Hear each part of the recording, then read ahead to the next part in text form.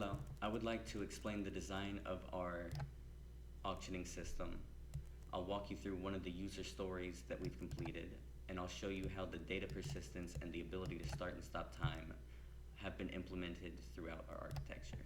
So, for the MVC architecture, we didn't want to do a pull model where the controller gets the data from the view itself. We went with a push model. So the controller, which updates the state of the model in the view, will do so using the data given to it from the action method in the view's event handlers. If we look at our class diagrams, this one is really large and messy, and I have to zoom in a bunch. So for the most part, I will be referencing this hand-drawn one. It doesn't look as clean, but it's a lot easier for me to explain with it. So our model is going to be this auctioning system, and then this will be our controller, this will be our view. Our auctioning system model keeps track of all the categories, all the auctions, the buyer's premium, seller's commission, and those things are updated through the controller. The controller knows when to update them based off when event handlers are triggered from the view. It also keeps track of this update scheduler. This update scheduler just keeps track of when the soonest end date for an auction is going to be passed. Because when an auction's end date has passed, it's going from active to inactive, it's closed, and you can't make bids on it anymore, and it needs to know when that happens so that it can update the model in the view. And the rest of these down here and up here for the view, that is just us separating the GUI elements. It doesn't really add, like, all of that is just a part of the view. And then this auction state persistence is just how we save and load the data. The best way for me to demonstrate our architecture, I believe, is going to be through the list auction user story. If I go to the add item view here, this is the part of our GUI that's just all of the stuff related to listing an item for sale. All of this stuff is just GUI elements. It doesn't have any actual logic to it, but it does have this event handler. These event handlers, when the create item button is pressed, it'll gather all of the information necessary to create an auction, and it'll pass it to the controller. The controller is the one that has to go through and actually make sure that all the fields were filled in, the numbers are actually numbers, and that the end date is after the start date, not before it. And once it's verified all the information is correct, it then goes in and creates a new auction. And then it has to update the model. To update the model, it just passes the new auction to it, and the model will save that auction. And then it has to update the view, so it'll clear any error messages, and it will close the create item tab because you've already created the item. It will then update the view using this complicated method, but all this does is it finds which category is selected, and then it tells the view what GUI elements to display based on what category is selected. If we go back to what we were looking at a second ago, the create auction method down here, after it does that, it will then go back through all of the auctions and it'll find the auction that is going to expire the soonest using this method right here. After it finds that out, it is going to schedule for that auction to be closed. If we go back to what we were looking at a second ago, the create auction method. So after it updates the view and then schedules the next update, it will save the system. So to do that, how we handle data persistence is this auction state persistence class.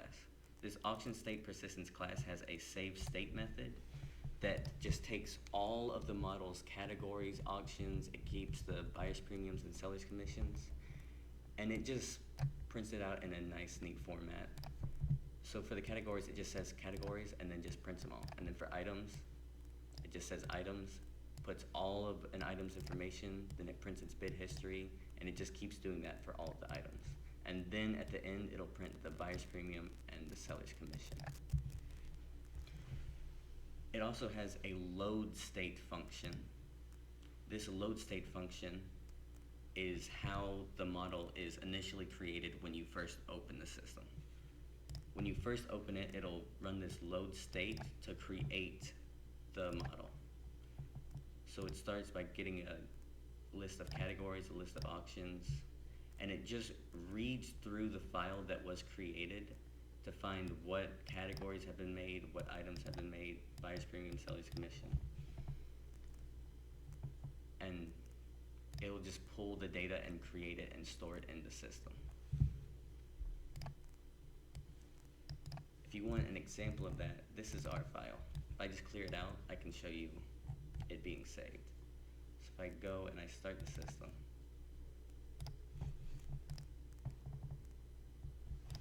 if I create like a category electronics, for example, if I add that category, then I go to, I'll just go ahead and set these to like 10. If I set a 10% premium and 10% commission, then if I go to electronics and I list an item for sale, for example, let's say I want to sell my phone and it weighs 5 pounds. That's kind of heavy for a phone, I'm pretty sure. This is just the phone's description. If I select the category electronics, I tell it the condition, new use. I can also demonstrate that if you don't fill everything in, it won't let you create it. Or, see, this has to be in the format hours, then minutes. If I just type like letters though, after I fill in all the other required fields, let's say it ends tomorrow, and the initial bid's $100.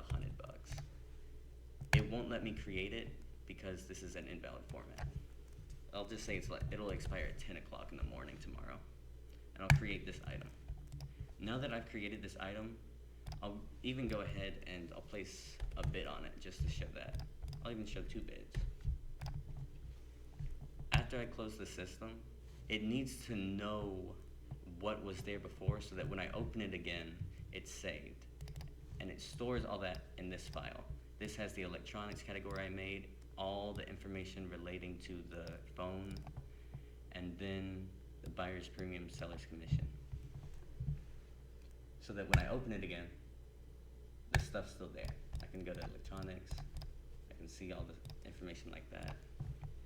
And I believe that's it. Yeah, data persistence. Oh, start and stop time. For the start and stop time,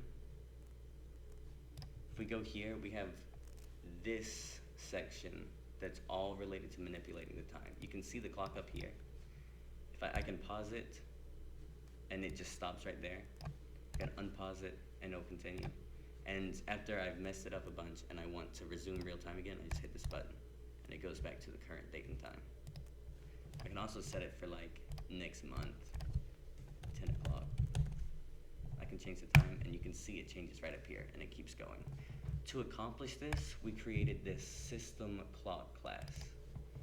The system clock class, once it's created, it'll schedule its timer to increase by 1 second every second unless it's paused. So these GUI elements are on the system admin tab, so they're going to be located in the auction admin settings view. Here we have, I can already see time field, change time button, but these are just the GUI elements. To see how they actually work, we have to go to their event handlers. The pause and unpause time is very simple. All it does is when they're pressed, if we go to the pause time and unpause time, all it does is when you pause the time, it's counted as entering testing mode. So for our purposes, before we enter testing, we want to save the state of the system so that when we exit, we can load it again. So it goes ahead and it saves the state of the system. It makes it so that any changes we're about to make will not be saved permanently. Because we're testing, we don't want our test to actually affect the system. And then we clear any error messages, we update the view. And all we do is we get the system's clock and we pause it. And then we update the view to let the user know. And we also update the items display again. The other methods in here, that was pause and unpause. The other methods are resume real time and change time. The change time button, it just gathers the information from that the user typed into the GUI and it sends it to the controller. The controller has to make sure that it's actually in the right format, and after that, after it's in the right format, it will go to the clock. I'm sorry, I messed up. In the change time method, it will attempt to just set the time. Set the time in the clock, it just tells the time, the current time is now. And then instead of updating the real time every second, it'll update this new time every second. So if I change it to last November 2nd at 10 o'clock a.m., then it knows that next second is 10 o'clock a.m. and 1 second. If I go back to change time, after it does that, if it fails, it just prints this change time error. Please enter a valid format. But again, we have to save the system because we're entering testing mode when you hit this button, and we don't want those changes to be permanent. So we also turn writing off. And then date time format, this just formats it. It just formats the text. I think it's actually been phased out, and I'm pretty sure I can get rid of this. And then it schedules the next update based off the new time. So this schedule next update is not based on real time, it's based on the system's time.